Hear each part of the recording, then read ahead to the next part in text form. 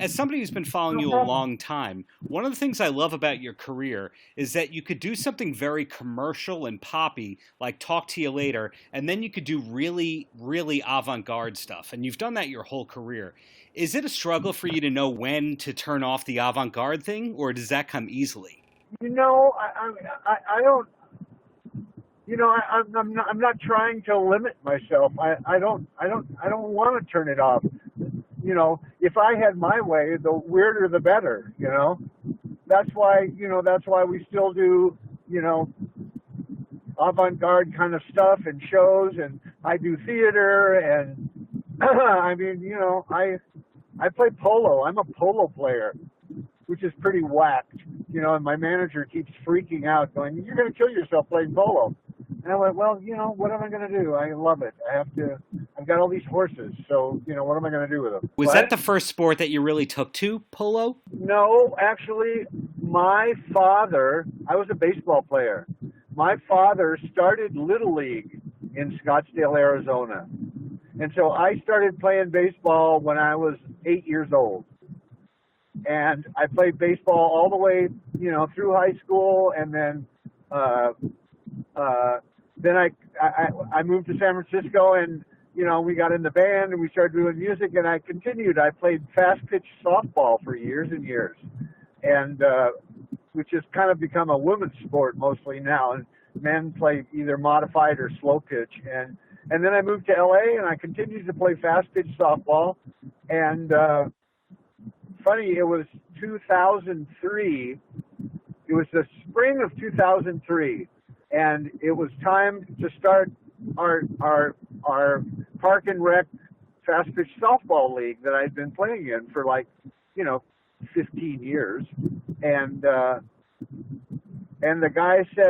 guy called me up, the guy who was the director of park and rec, and he goes, "Well, most everybody has gone to slow pitch, and there's only 2 teams left this spring." And I said, "2? There's only 2 teams left?" I said, "So what? We're going to play each other over and over and over again for the entire league, And he goes, "No, we're canceling." And I said, "Okay, well." And the strange thing is that same week, my little brother, my brother and I grew up on horses in Arizona. My dad also had a horse facility, and he was a horse show judge. He used to judge horse shows, and me and my brother had horses from when we were little kids. We were either playing ball or riding horses, and he was a ball player too. And so I moved to California and got in the band. My brother stayed in Arizona, got a ranch out in Scottsdale, North Scottsdale, and he's had horses his whole life. And we'd talk on the phone, and I'm living in San Francisco in this little, 250 square foot apartment. He's going, "Well, why don't you get a horse?" And I went, "Bill, a horse in San Francisco? I've got a 250 square foot apartment. What am I going to do with a horse?" And which was kind of a running joke with us, And then I moved to LA, and my brother calls me up, and my brother had done everything. And he's done horse shows, he's done reining, he's done cutting, he's done roping, he's done anything you can imagine on a horse, Western style, he's done it. And so he calls me up, and one day, and he goes, "You know what? I was driving by this place out in Paradise Valley, and I see these guys playing polo." And I went, "Polo? Really?" He goes, "Yeah." And I went out there, and I hit the ball around, and it's really fun, and it's kind of like playing baseball. It's the same size ball. It's just it's about the size of a hard ball, and it's about it's just a longer bat. Instead of a 34, it's a 54, and you're riding a horse while you're doing it. And so the one thing my brother and I got, not kind of famous, so that Waybill, people know the name, because there's not very many Waybills out there unless Sure. you go to Iowa. And so people, a lot of times my brother will introduce himself, and he'll say, "Hey, I'm Bill Waybill," and they'll go, "Bill "You're not Fee Waybill's brother, are you?" And he hates it. He hates that. Oh my God, he hates it. That's the last thing he wants to be known as is my brother, and my little brother. And so he goes to the polo place. He tells the manager of the club, Scottsdale Polo Club, his name, and the guy goes, "Bill Waybill, you're not Fee Waybill's brother, are you?" And he just goes, "Oh fuck, you've got to be." And the guy goes, if you can get Fee to come over here and play polo with us, or I'll give you a free membership. So he goes, "Okay." So he calls me up, and it's strangely enough, it's the same week that the fast pitch softball has dissolved. And he goes, and he tells me the story, and I went, "Oh, okay, well," and I hadn't been on a horse in 25 years.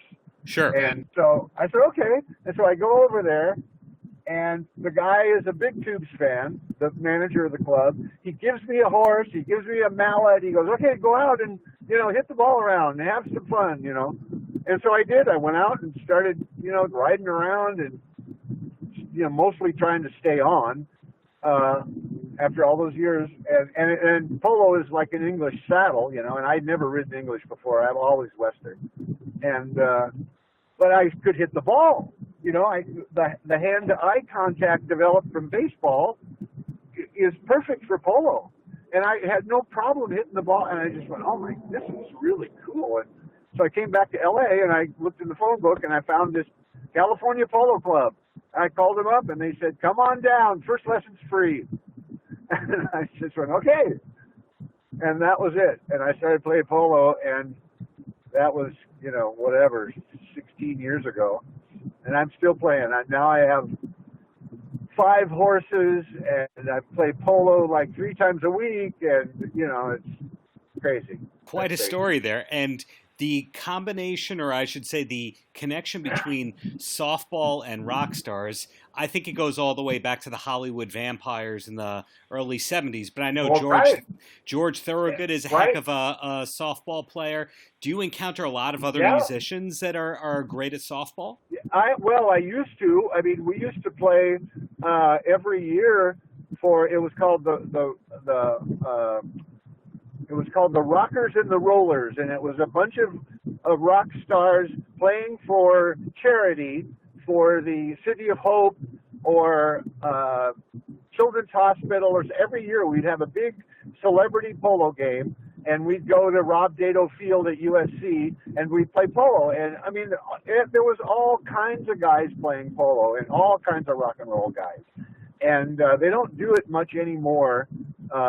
But yeah, it was really fun, and it was it was a charity game, and you kind of toss it up there and let them crush it. It wasn't fast pitch or anything like that, but everybody was everybody was having fun, and it was for charity, and we did it for years and years. And Vince Neil, the guy from Motley Crue, used to play, and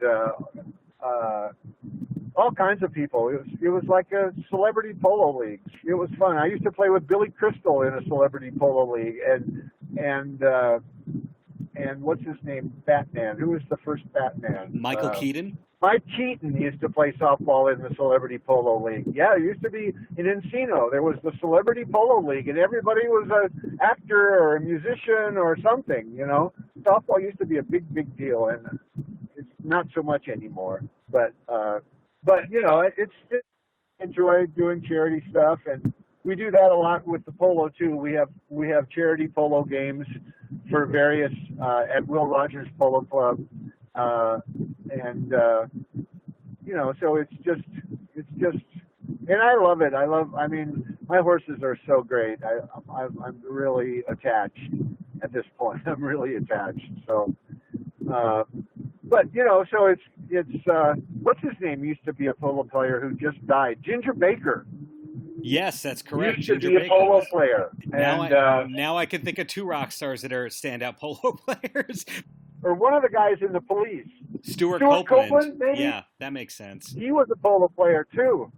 He was also a polo player. So Prince Harry plays polo. I don't know. I love it. It's a great passion for me. Not on the road, and I enjoy it.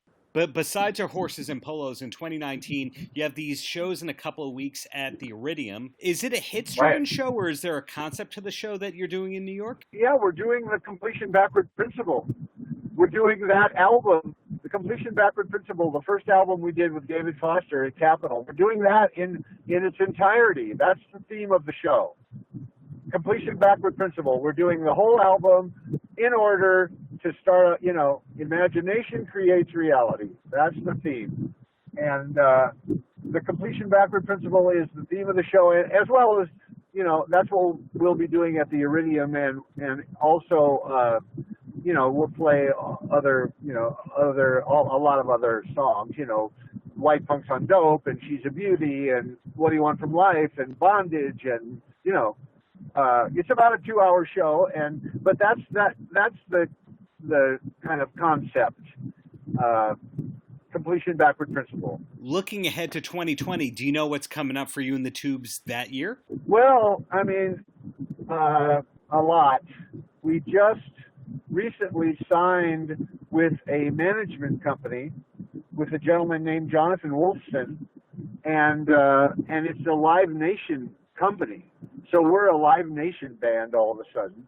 And Jonathan also manages Hall & Oates, and he manages Loverboy, and who are old friends. Mike Reno's been a friend of mine for years and years. And so we've done a lot of shows with them. We did quite a few shows with a presentation called Lost 80s, where there's like 8 80s bands. And we did 10 or 12 shows with that package this year, and it's all 80s bands. It's everybody only plays 3 songs. It's the easiest gig on earth. You play 3 songs. You just play the hits, and that's it. And then bam, you go on to the next band. Bam, you go to the next band. Bam, next band. We had the Vapors and When in Rome and Wang Chung and Motels and Missing Persons and Flock of Seagulls and Thomas Dolby and the Tubes, and it was really fun, and at big venues, like 8,000 seaters, kind of, like Pine Knob or Fiddler's Green in Denver, or big amphitheaters. So it was really fun, and we had a really great time doing it, and they want us back next year. I guess they've been doing this for years and years and years, and we have never done it before. And they want us back for next year. And they said, we want you back to do, 25 shows all across the USA in Lost 80s. So that's a potential for next year also. We're playing the Grand Ole Opry in January. We're playing the Ryman Auditorium in Nashville. So that'll be, that's pretty seriously iconic. So yeah, next year looks huge for us. It looks like it's going to be a great, great year. And it looks like we may go to Europe again. I don't know what that story is. That whole Brexit thing is just screwing it up. Everybody is on hold. In closing, any last words for the kids? The kids, yeah. Well, Halloween on Broadway. How could you pass that up? I've wanted to do Broadway my whole life. I want to do theater so badly, and we go there. My wife and I go there to see plays, and we saw Hamilton and Dear Evan Hansen and Network, and the Temptations play was fabulous, and so far this is the closest I've gotten to Broadway. Is Tubes on Broadway, October 30th and 31st. And big Halloween show. So, and this is an iconic club. We've never played the Iridium, where Les Paul used to play every day, every Tuesday or something. And it's going to be Completion Backward Principle, the entire show, the entire album in order, which I always thought was our best album. I always thought that first album with David Foster, when he was coming off of Earth, Wind and Fire with Boogie Wonderland, and which we loved, and I still think that's the best album we've ever made. So join us.